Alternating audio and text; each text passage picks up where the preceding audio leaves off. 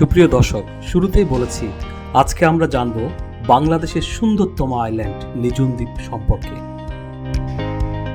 আমরা চারদিক টিম ঢাকা থেকে বাস যোগে নোয়াখালীর জেলা শহর মাইজদীতে আসি। তারপর মাইজদী থেকে সিএনজি যোগে সকাল ভোর 6টায় নোয়াখালীর চেয়ারম্যান ঘাটে আসি। আমাদের উদ্দেশ্য হাতিয়ার নলছিড়া ঘাট। সুপ্রিয় দর্শক, সেইটাকে যেতে যেতে আপনাদের সাথে শেয়ার করব নিঝুম দ্বীপের ইতিহাস, জানা অজানা নানান কথা।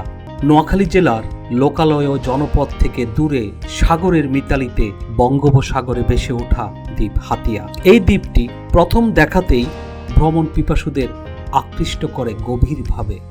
2001 সালে 8 এপ্রিল বাংলাদেশ সরকার পুরো দ্বীপটিকে জাতীয় উদ্যান হিসেবে ঘোষণা করেন।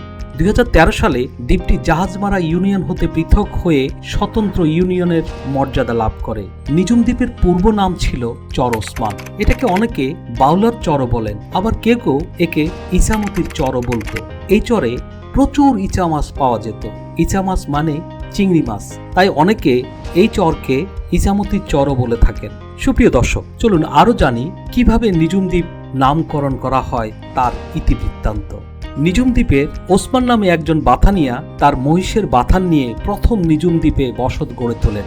তখন চর ওসমান নামেই এর নামকরণ করা হয়েছিল। পরে হাতিয়ার সাংসদ আমিরুল ইসলাম কালাম, যিনি সাহেব নামে হাতিয়াবাসীর কাছে পরিচিত, তিনি নাম বদলে নিঝুম দ্বীপ নামকরণ করেন। মূলত বাল্লার চর, চর ওসমান, কমলার চর এবং মৌলভীর চর, এই 4টি চর মিলিয়ে নিঝুম দ্বীপ। প্রায় 14,050 একরের দ্বীপটি 1940 খ্রিস্টাব্দের দিকে জেগে ওঠে। দর্শক, ইতিমধ্যে আমরা এসে পৌঁছেছি হাতিয়ার নলছিড়া ঘাটে। এখন আমাদের গন্তব্য মুক্তারিয়ার ঘাট, তারপর নিঝুম দ্বীপ। আমরা পুরো দ্বীপটি ঘুরে ঘুরে দেখব এবং আপনাদেরকে জানাবো। পরিবার পরিজন নিয়ে হাতিয়া থেকে বাই রোডে না আসাই উত্তম।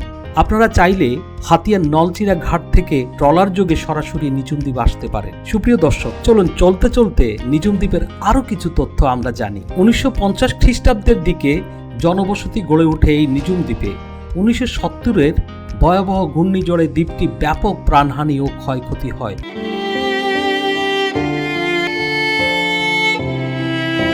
ঘূর্ণিঝড়ের পরে তৎকালীন হাতিয়ার জননন্দিত নেতা আমিরুল ইসলাম কালাম সাহেব দ্বীপটিতে পরিদর্শনে গিয়ে দেখেন যে কোনো প্রাণের অস্তিত্ব নেই। তাই তিনি আক্ষেপের সুরে বলেছিলেন, হায় নিঝুম।